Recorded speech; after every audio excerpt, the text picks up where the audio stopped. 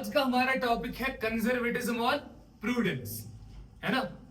दो नाम से जाना जाता है इसको, और ये हिस्सा है हमारे गैप का। गैप मतलब जनरली एक्सेप्टेड अकाउंटिंग प्रिंसिपल्स। क्या होते हैं ये गैप सर?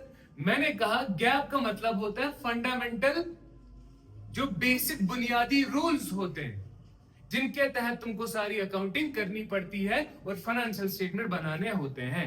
क्लियर है कि नहीं? अब इसमें आज हम पढ़ने वाले हैं कंजर्वेटिज्म बोलो या प्रूडेंस बोलो। क्या कहता है? Provide for all anticipated expenses and losses. यानी कि देखो, provide for all anticipated expenses and losses but do not account anticipated incomes and profits.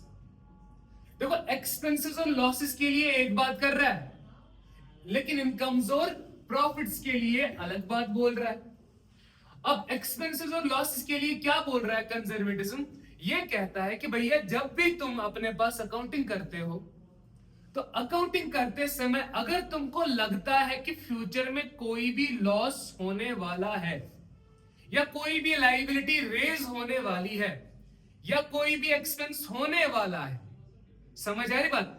अंदेशा हो रहा है, तुमको एंटिसिपेट कर रहे हो कि भैया ये खर्चा तो होगा ही होगा, लेकिन अभी हुआ नहीं, लेकिन तय है उसका होना। समझ रहे हो बात को? क्या बोल रहा हूं मैं?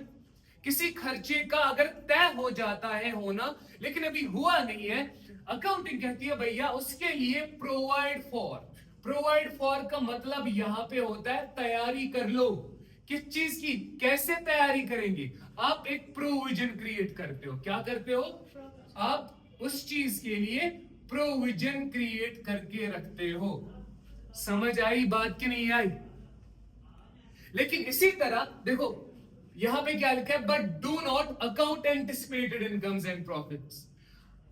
साथ साथ में ये ऐसा भी बोल रहा है कि अगर तुमको पता है कि बिजनेस में आने वाली कोई इनकम है या कोई प्रॉफिट होने वाला है, जो भी हुआ नहीं है, लेकिन तय है कि आ जाएगा, कहता है उसके लिए तैयारी करनी नहीं है तब तक जब तक वो एक्चुअल में ना हो। देखो, यहां पे डबल स्टैंडर्ड चल रहा है। एक्सपेंसेस और लॉसेस के लिए क्या बोला अकाउंटिंग ने, कंजर्वेटिज्म ने? इसने बोला कि भैया उसके लिए तैयारी करो, मान लो कि वो हो गया।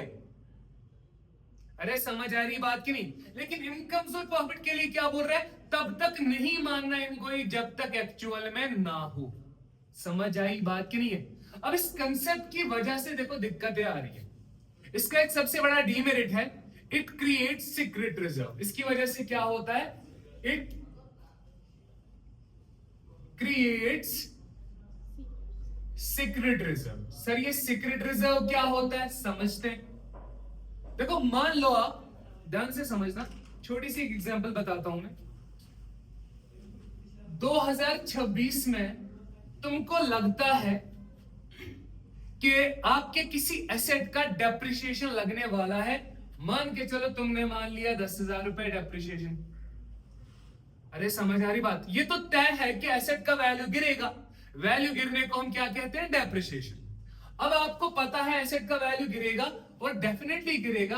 आपने तैयारी कर ली, आपने क्या बनाया? Provision for depreciation. कितने का? 10,000 का। अरे समझ आई बात की नहीं है? लेकिन हकीकत में देखो, ऐसा भी तो हो सकता है ना कि 10,000 से उसका वैल्यू गिरेगा नहीं, उस पर्टिकुलर एसेट का 10,000 से वैल्यू गिरेगा नहीं। ये जरूरी है कि 10,000 बराबर गिरे। समझ आई बात की नहीं है? मान लो असल में वैल्यू गिरा था सिर्फ 8,000। समझ आई बात की नहीं आई? लेकिन जब तुमने 2026 में 10,000 मान लिया, 2026 के प्रॉफिट एंड लॉस अकाउंट में तुमने कितना ट्रांसफर किया होगा डेप्रिसिएशन के तौर पर? सर बराबर 10,000 रुपए। तो मुझे बताओ, 2026 में तुमने प्रॉफिट को क्या किया? अंडर एस्टिमेट किया कि नहीं किया? यानी यहां पे क्या हो गया? प्रॉफिट्स को क्या किया गया? Under estimated. Under estimate. अरे क्लियर है या नहीं है? यानी तुमने 2026 में प्रॉफिट को कम दिखाया। कितने से कम दिखाया? 2,000 से। कैसे 2,000? तुमने जब प्रोविजन बनाया था कितने का बनाया? 10,000। असल में डेप्रिसिएशन लगा कितना था? 8,000। अरे बताओ ना, समझ आ रही बात की नहीं आ रही है? तो मुझे बताओ इस साल तुमने प्रॉफिट एंड लॉस अकाउंट में कितना खर्चा दिखाया डेप्रिसिएशन का? 10,000। हकीकत में था कितना? 8,000। तो तुमने ज्यादा खर्चे दिखाया नहीं दिखाया? अरे सर ज्यादा दिखाया। कितने से ज्यादा दिखाया? 2,000 से। तो 2,000 का प्रॉफिट क्या कर दिया तुमने? अंडर एस्टिमेट कर दिया। क्या कर दिया? अच्छा ये कहीं दिखेगा क्या? ये प्रॉफिट का हिस्सा बन पाएगा ये 2,000? नहीं, लेकिन ये बिजनेस में ही रहेगा ना, लेकिन छुपा हुआ है। इस वजह से इसी चीज को हम क्या कहते हैं? Secret reserve. क्या कहते हैं? समझ आई बात की नहीं आई? एक तो ये दिक्कत है इसकी, और एक और चीज समझना, कंजर्वेटिज्म। आपने एक रूल पढ़ा होगा क्लोजिंग स्टॉक की वैल्यूएशन के बारे में। अच्छा क्या बताया था मैंने? Closing stock is valued at cost और एनआरवी। एनआरवी का मतलब नेट रियलाइजेबल वैल्यू। समझ आई बात? आप मार्केट वैल्यू भी बोल सकते हो उसको। या तो क्लोजिंग स्टॉक को वैल्यू करना है उसके कॉस्ट पे जितने का तुमको पड़ा था, या वैल्यू करना है मार्केट में क्या दाम चल रहा है उसका। दोनों में से जो कम दाम होगा वो मानना है तुमको वैल्यू किस चीज का?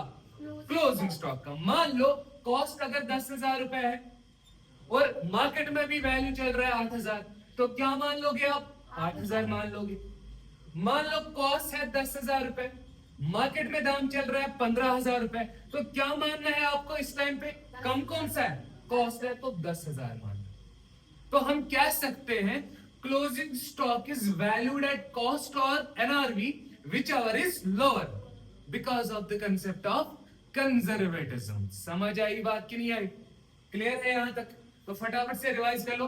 कंजर्वेटिज्म या प्रूडेंस क्या कहता है कि provide for all anticipated expenses and losses. जितने भी फ्यूचर में होने वाले एक्सपेंसेस है या लॉसेस है उनके लिए आज ही तैयारी करो, उनको आज ही मान लो कि वो हो गए। लेकिन यही बात अगर इनकम और प्रॉफिट की होगी उस टाइम पे उनको तब तक मानना ही नहीं है जब तक वो असल में रियलाइज ना हो। समझ आई बात की नहीं आई? और दूसरा दिक्कत क्या थी यहाँ पे इस कंसेप्ट की? It create secret reserve. Secret reserve क्या होता है सर? सीक्रेट रिजर्व का मतलब तब आ जाता है वजूद में जब आपने कोई खर्चा मान लिया, लेकिन आपने उसका प्रोविजन भी बना लिया, लेकिन हकीकत में उतना वो खर्चा था नहीं। समझ आई बात? तो आप यहाँ पे क्या करते हो फिर? प्रॉफिट एंड लॉस अकाउंट में आपने बराबर अमाउंट दिखाया हुआ होता है, तो उसकी वजह से क्या हो जाता है? प्रॉफिट्स अंडर एस्टिमेट हो जाते हैं और ये प्रॉफिट आपका दिखेगा नहीं बिजनेस में। दैट्स व्हाई ये कहलाता है सीक्रेट रिजर्व। समझ आई बात? और एक और चीज लास्ट वाली, क्लोजिंग स्टॉक का वैल्यूएशन भी होता है as per the concept of conservatism. Clear है यहां तक? चलो ओके।